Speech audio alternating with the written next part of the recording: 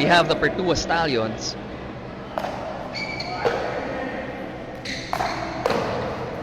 Davis Alano attacking Kim Saraza. Beautiful Ernie there. Now here on the replay, Davis Alano was on the defense.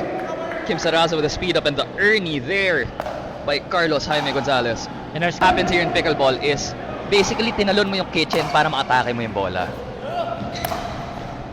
Another Ernie there by Davis Alano as we were talking about it.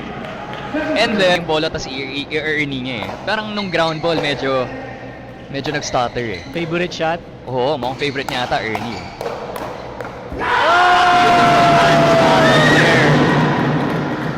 Won by the Pertua Stallion. Hari Caron against Carlos Jaime Gonzalez and of course Davis Alano.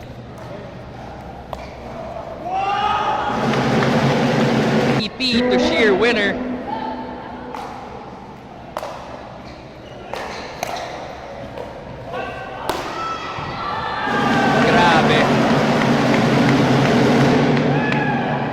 Grabe momentum ni Carlos Jaime Gonzalez.